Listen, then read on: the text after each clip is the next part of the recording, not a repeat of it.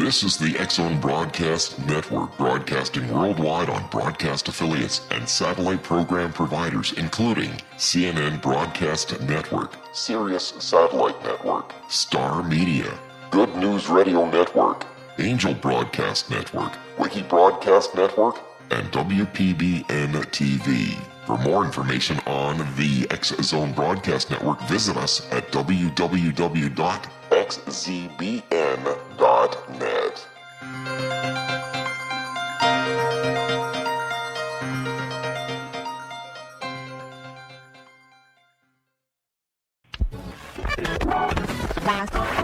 All Hit Radio.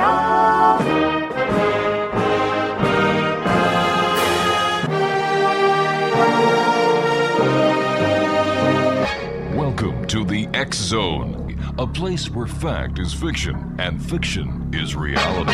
Now, here's your host, Rob McConnell.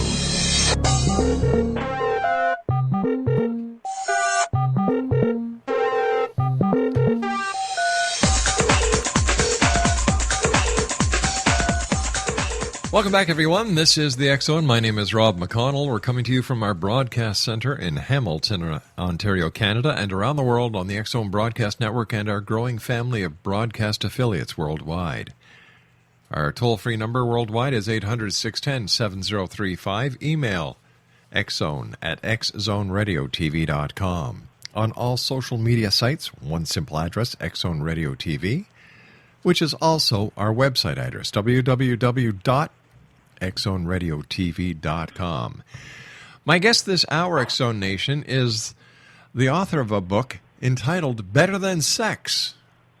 Well, that certainly caught my attention because I didn't think there was anything better than sex until I read what this gentleman has to say. His name is Arjuna Ardagh, and he is the author of Better Than Sex, The Esoteric Art of Awakening Coaching. And joining me now is Arjuna Ardagh. And Arjuna, welcome to the X-Zone. Thank you so much. It's great to be with you. Better Than Sex. That caught my attention. Mm-hmm. Well, let me tell you the story about how that name came to be, and it will all make sense. Okay. I teach a method called awakening coaching, which we'll explore, hopefully, in our conversation a little bit more, what awakening means and why it is so powerful to explore awakening from the perspective of coaching. But I was in Vienna, Austria, a few years ago, and I was conducting an awakening coaching weekend with many people from Vienna. There were psychologists and executives and professional coaches. So on the Saturday, I explained to people, I showed them how they could guide each other into very profound, deep, and real experiences of awakening, which, again, we'll discuss that in a minute, hopefully. And they all went away on the Saturday evening to have their normal evening with their families and their homes. And on Sunday, they came back. And I said, well, how was it for everybody? How has the experience you had yesterday settled for you? And somebody said, wow, it's marvelous. I feel completely free of stress. Somebody else said, I feel such a wave of creativity. I feel so alive. I feel I have so many good ideas now. Somebody else said, I feel so connected with my family. I feel so much love. People had different reactions to this taste of awakening. And one woman, she said, you know, I don't know how to describe it. I feel so good in my body. It's better than sex. And I said, that's it. I said, do you mind if I use that as the title of my new book? And that's how the book got to be called Better Than Sex. You're an awakening coach. Now, what is an awakening coach? How do you work? And what are you awakening? Right. So awakening is a very simple thing. It's really the most profoundly simple thing we could possibly speak about. It's something completely natural and available to everybody, but it gets obscured by the rapid procession of thoughts. Awakening is a very, very simple thing because in this moment, you and I and everybody listening to this show, we are experiencing sounds, right? We're hearing sounds. Yeah. So we normally, the attention gets glued to the sounds. It gets velcroed to the sounds so that all that's there is the sounds. But we say, I hear the sounds, right? So there is something that is not the sounds that is hearing the sounds. In the same way, you and I and everybody listening, we can see things. We can see objects. We can see movement and color and shape. Right. So we say, I see the window, I see the chair, but we don't take the time to examine who it is or what it is who is seeing the movement and the color and the texture. Now, here's the thing. When the attention returns back to discover, to investigate that which is experiencing everything, we discover the nature of consciousness itself. And when that is a direct experience, not just a conceptual inquiry, when that is a direct experience, it is a recognition of silence, of vast spaciousness, of infinite space, of infinite creativity. Albert Einstein called it the field of infinite possibility, the space-time continuum. It's the field of pure potentiality out of which everything arises.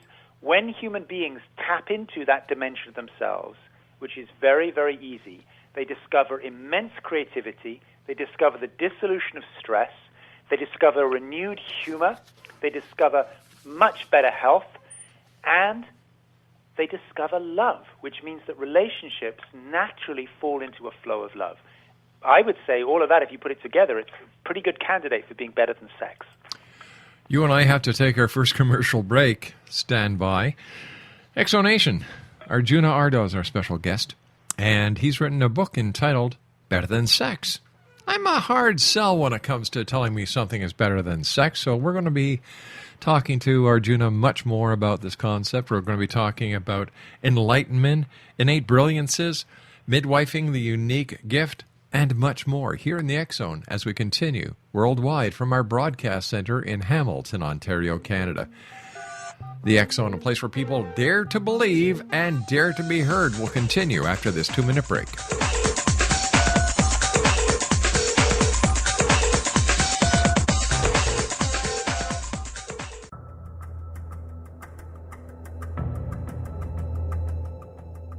Modern Esoteric, Beyond Our Senses by Brad Olson, consummates the lifology story about where humanity originates.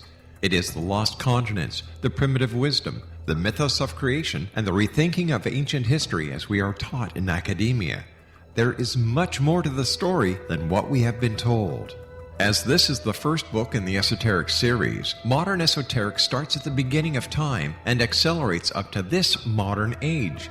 Future Esoteric is book 2 in the series and takes a forward-looking position ahead of today with an open and honest examination of the ET issue and various unexplained phenomena. To discover the writings of author Brad Olson, visit www.bradolson.com. That's www.bradolson.com.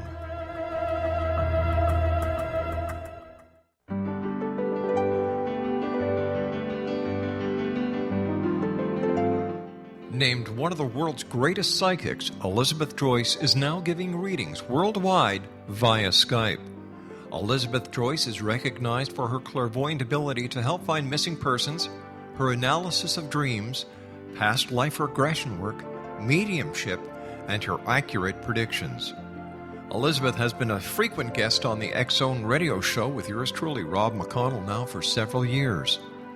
For an appointment with Elizabeth Joyce, call 201-934-8986 or Skype at elizabeth.joyce. And for more information, you can always visit Elizabeth Joyce online at www.new-visions.com.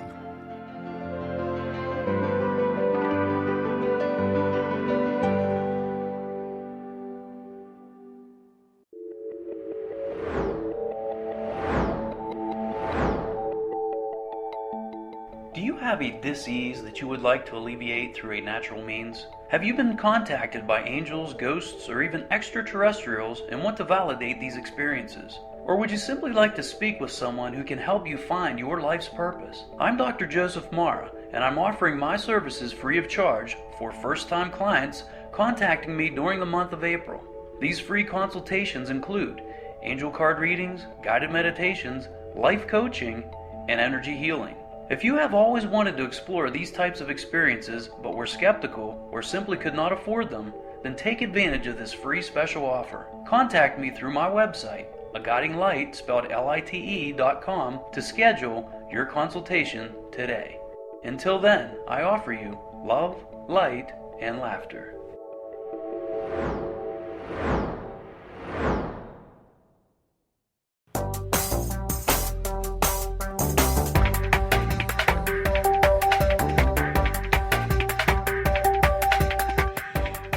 Welcome back, everyone. Arjuna Ardagh is our special guest. He's the author of Better Than Sex. And his website is www.arjunaardagh.com. All right, the title is a grabber. No two ways about that. You know, we've heard so much ever since the 60s with the Beatles and the Maharishi, the influence of Eastern music, the sitar, and then the hippie movement with the Enlightenment. Where did the Enlightenment movement really start? Well, you know, Enlightenment, Rob, is a very loaded word. I think, in my opinion, it's a word that actually creates a lot of confusion. I've spent a lot of the last 20 years really looking deeply into these things, and my attempt has been to strip away a lot of the unnecessary concepts and beliefs and mystique around this, and to really get down to the nitty-gritty. You know, what is for real? What can we experience directly without needing to make a belief system out of it? So enlightenment is a good example of a word that really has no fixed meaning. You know, people use the word a lot, but if I took a lot of time to interview hundreds and hundreds of people who are considered to be experts worldwide on this kind of inquiry, and there really is no one agreed meaning to the word enlightenment. So when you have a word that has no fixed meaning, it's simply a word that's bandied about, we have to ask ourselves, what is the effect, what is the impact of a belief on your life? You can't really talk about if it's true or not, because people don't have the same definition. So we have to ask, what happens when you hold a belief about something? Now, in this case, the word enlightenment is often used to refer to either a future state, something that's not your state now, but a future state, or the word enlightenment is used to refer to somebody else, somebody who you look up to as a teacher or a guru. So what happens when we project some kind of perfect state either into our own future or onto somebody else? What happens to your capacity to love, to give your gifts, to be creative, to be humorous in this moment if you have a belief in aspiring to something else? So in my opinion, the word enlightenment is actually, maybe was helpful back in the 60s to kind of inspire us to look beyond the ordinary. But by this point, I think most of us have recognized that believing in the future or believing in some figure outside yourself is actually detrimental. The goodies are all to be found in this moment now. And that's what we mean by awakening. Awakening, it's a gerund. You know, it's got ing at the end instead of ed, like enlightened. It's right. Awakening. It's a constant process that's happening now, which means in this moment, the capacity to recognize the undeniable presence of awareness. In this moment, it's undeniable that if sounds are heard, it is awareness, it is consciousness which is hearing them. If movement and color and texture is seen, there must be consciousness that is seeing it. What is consciousness? What is awareness? If we really investigate that with attention, we discover the field of all possibility, which is available in this moment now, not as the fruit of some search or allegiance to a teacher or a system or a philosophy, but in this moment now, we have the possibility to taste ecstatic perfection in this moment now.